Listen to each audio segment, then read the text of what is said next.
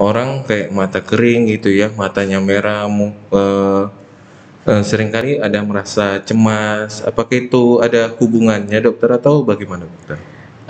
Jadi sekarang itu emang dikatakan di penelitian-penelitian ya, emang sindroma mata kering ini memiliki hubungan dan memberikan dampak yang negatif, terutama pada orang-orang yang mengalami kecemasan dan depresi gitu. Terlalu banyak menangis ini merupakan faktor risiko untuk jadi mata kering. Kalau menangis itu nggak bikin mata jadi kering ya. Oh, enggak ya dok. Berarti itu mitos saja ya dok ya, Itu mitos saja ya dok. Tapi kalau pas kita nangis, kita nggak pilek, nah itu kita harus curiga, kenapa nih kok aku nggak pilek gitu. Artinya itu biasanya ada sumbatan di kelenjar air matanya. Assalamualaikum warahmatullahi wabarakatuh. Salam sejahtera, salam sehat jiwa. Bersama saya Saifuddin Nasution di dalam acara podcast seksi Ansietas PP PDSKJI, dan di sini kita sudah kedatangan Dr. Dwi Maisaro, Magister Kedokteran Spesialis Mata ya dokter. Ya, benar sekali. Bagaimana dokter? Apa kabar dokter hari ini? Alhamdulillah sehat-sehat. Udah tengok lagi marak-maraknya COVID ini ya dok ya, memang perlunya jaga kesehatan. Untuk topik yang pada hari ini yang kita bawakan adalah menghindari panik walaupun mata kering dokter. Saya pun membawa ini pun agak bingung juga. Sebenarnya apa sih mata kering ini dokter? Apakah itu merupakan suatu penyakit atau bagaimana? Jadi sindroma mata kering atau dry eye disease itu merupakan suatu penyakit multifaktorial pada lapisan air mata yang disebabkan oleh adanya defisiensi kelenjar air mata, produksinya mengalami defisiensi, juga disertai adanya evaporasi yang berlebih-lebihan pada air mata.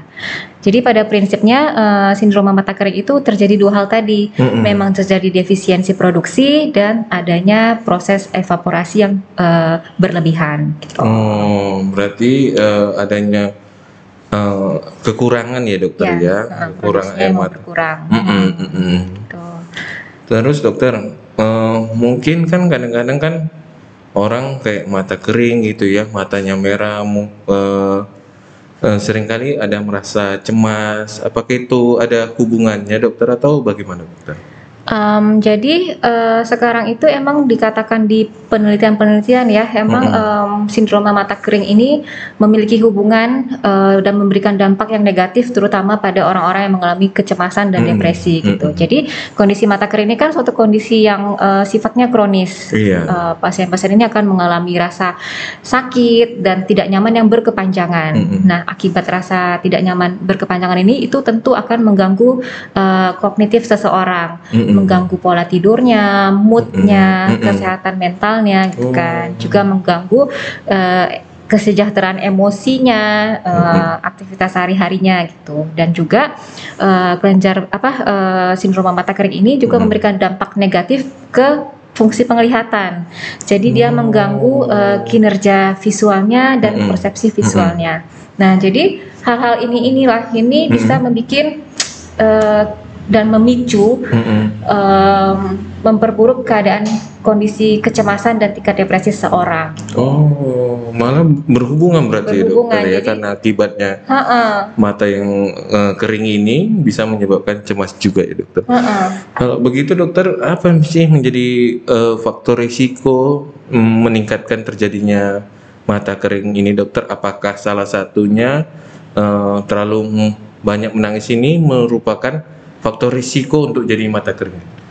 Kalau menangis itu nggak bikin mata jadi kering ya. Oh, enggak ya dok. Berarti itu mitos saja ya dok ya, mitos saja ya dok. Emang sering ditanya, ada nggak sih hubungannya? Sebetulnya enggak. Jadi kalau nangis itu kan merupakan suatu refleks terangsang dari luar ya. Benar. Seperti kayak kita emosi saat kita cium bau-bauan. Jadi refleks ini dibawa dari otak, disalurkan ke organ-organ lain seperti ke mata gitu. Nah, jadi di mata sendiri itu ketika kita menangis akan memproduksi air mata yang berlebihan untuk kita menangis. Jadi itu nggak akan mungkin kekeringan gitu. Oh, malah dia memproduksi makin banyak ya dokter?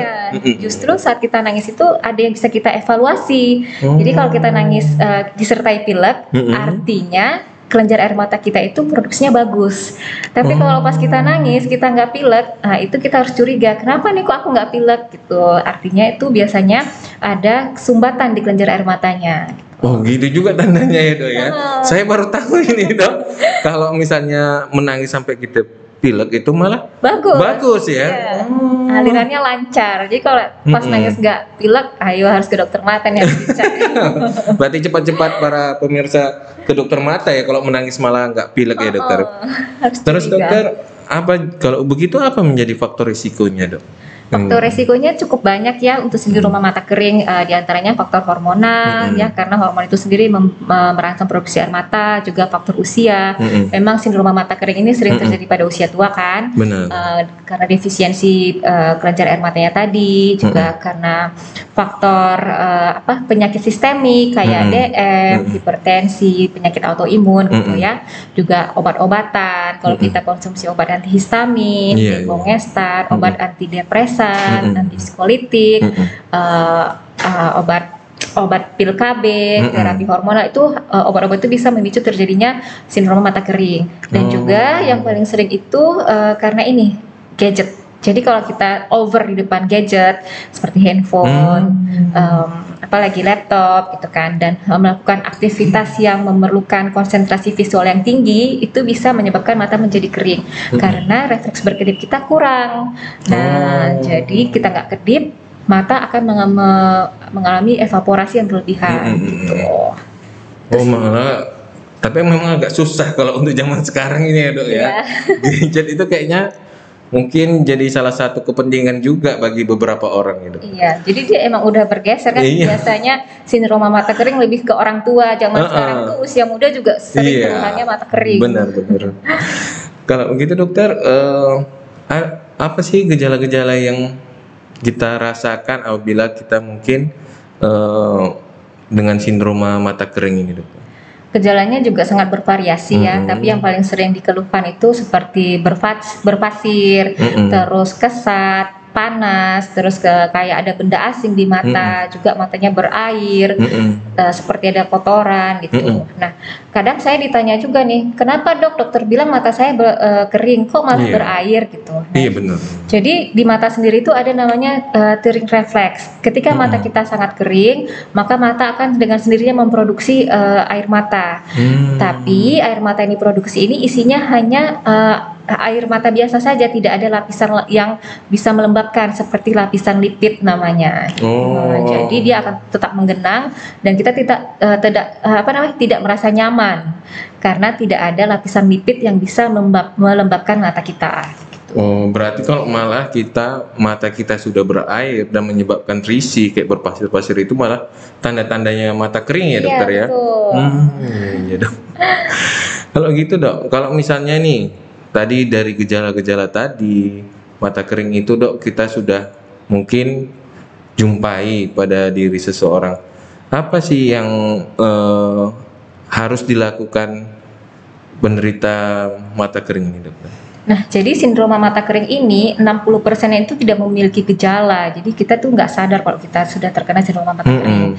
Kalau kita sudah memiliki gejala-gejala seperti mata terasa panas dan mudah berair dan seperti yang tadi, ada baiknya kita berobat ke dokter mata ya untuk kita evaluasi ini tipe apa sih gitu, ini sudah derajat apa sih gitu. Nah, yang bisa kita lakukan di rumah itu adalah dengan melakukan kompres hangat. Jadi pakai kapas, direndam di air hangat, terus letakkan di atas kelopak mata selama 10-15 menit dalam kondisi tertutup. Nah, kalau dia sudah tidak hangat harus kita rendam lagi. Lalu bisa kita lakukan masak sesudahnya. Lalu saat kita mandi, jangan lupa untuk tetap membersihkan bagian kelopak mata. Jadi seperti kita sampoan, bulu mata ini juga harus kita sampoin dengan menggunakan sampo bayi gitu, agar tidak ada debris yang melekat di situ. Gitu. Oh gitu ya dok ya. Berarti kita tadi pakai kompres air hangat ya dokter. Cara untuk penanganan. Terus dok, kan tadi dokter bilang sebaiknya ke dokter ya dok. Kadang-kadang memang di masyarakat kita kalau kita ketahui mungkin ke dokter itu nantilah gitu kan dokter ya. Sebenarnya sampai semana yang orang penderita mata kering ini harus ke dokter? Ketika dia sudah mengalami infeksi berulang pada daerah matanya seperti bintilan berulang atau konjungtivitis berulang, mata merah yang berulang gitu dan terus-terusan berair, itu sebaiknya sih sudah datang ke dokter mata gitu. untuk kita periksa. Untuk periksa ya dok. Kalau penanganannya sendiri dokter di dokter mata itu mungkin apa dokter garis umumnya saja? Kalau pasien datang yang utama pasti selalu kita cek visusnya dulu, lalu nanti kita lakukan pemeriksaan dengan menggunakan slit lamp untuk evaluasi bagian anterior mata. Nah sesudah itu nanti dilakukan beberapa tes untuk mengetahui bagaimana kondisi kelenjar air matanya. Itu biasanya dilakukan screamer test atau tear backup time test. Itu dua itu sih yang kita lakukan. Jadi dari dua tes itu kita bisa tahu ini kehilangan lapisan air mata yang mana nih, ini tipe dry eye yang mana nih gitu, sehingga nantinya bisa diberikan penanganan yang lebih tepat. Gitu ya dokter ya untuk penanganan dok. Memang jadi para penonton nggak usah takut-takut lagi, ragu-ragu lagi nih ke dokter mata kan dok.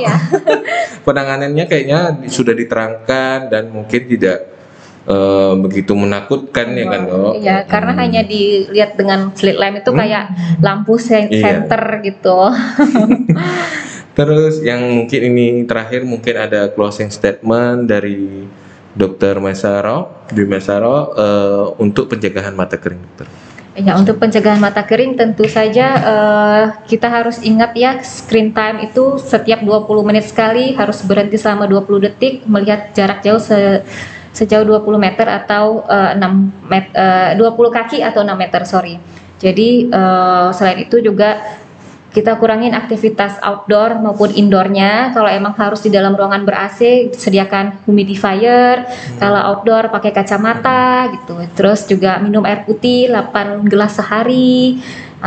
Terus jangan lupa dicuci dengan sampo bayi tadi setiap kita mandi ya. Juga jangan lupa untuk mengkonsumsi vitamin omega 3. Juga vitamin D ya. Vitamin itu sangat bagus ya dok ya. Ya, karena omega 3 itu kan dia mengandung lapisan minyak. Nah, jadi pada sindroma mata kering itu ada defisiensi kelenjar minyak, jadi dia bisa disubstitusi dari omega 3 itu. Baik dokter. Kalau misalnya nih dokter pemirsa yang nonton di rumah ini pengen berkonsultasi dengan dokter, bisa jumpa di mana dokter? Kalau untuk di Medan saya ada di Rumah Sakit Columbia Asia, tapi kalau untuk yang di luar kota Medan mungkin bisa jumpai saya di Rumah Sakit Mahkota Bidadari Langkat maupun di Rumah Sakit Pertamina Brandan. Wah, jauh juga dari Medan. Terima kasih banyak Dokter Dwi Maisaro atas kehadirannya di podcast Seksi Ansetas PPPDSKJ ini dokter. Akhir kata saya mengucapkan terima kasih kepada pemirsa yang menonton dan salam sehat jiwa, tiada kesehatan jiwa. Terima kasih dokter kehadirannya dokter. Assalamualaikum warahmatullahi wabarakatuh. Waalaikumsalam.